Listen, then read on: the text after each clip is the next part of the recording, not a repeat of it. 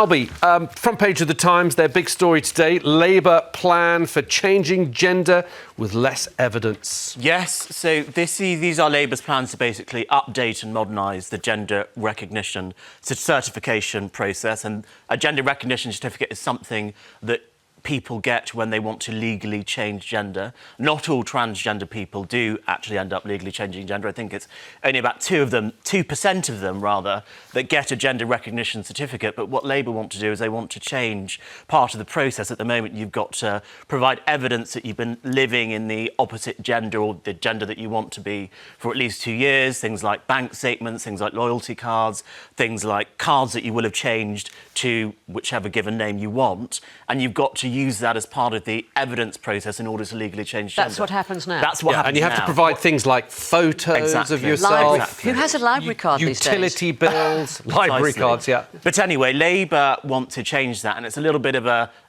fudge between their position before, which was for self-ID, where you wouldn't need to do any of this at all, to what the current system is, which a lot of trans people will say is undignified.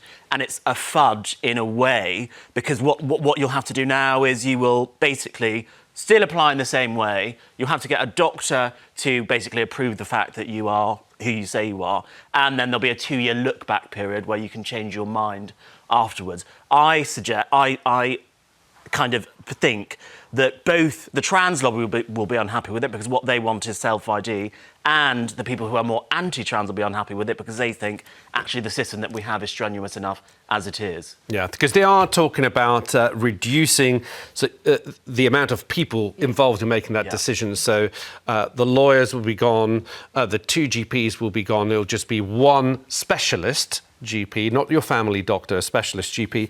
But they are...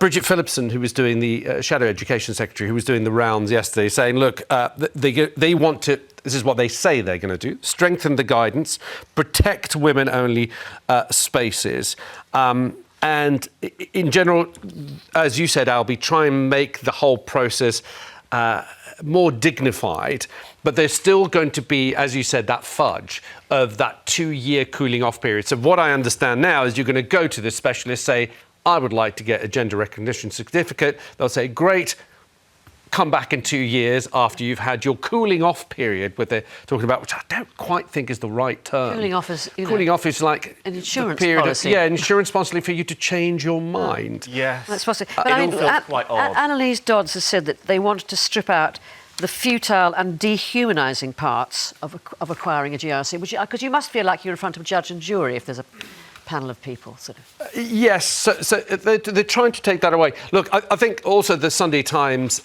this week had J.K. Rowling really coming out hard against Labour, saying that she feels as a woman she's been let down by their policies on the trans issue. I'm not quite sure whether this is going to really affect how people are going to be voting. Certainly for some people it will, but I'm not quite sure how big this story is going to be for Labour. I think this story makes more space and shouts louder than most people hear in terms of what they want from a party in a general election. And again, an interesting stat buried in the Times article, only 2% of trans people actually apply for a gender recognition certificate. So we're talking about a tiny amount of people. Very important to them, but still a tiny amount. But again, this in a way it goes towards the sort of the run-up to the election of the sort of the Tory side of things, saying, "Woo, this is all going wrong. It's all gone very woke." Let's look at another story.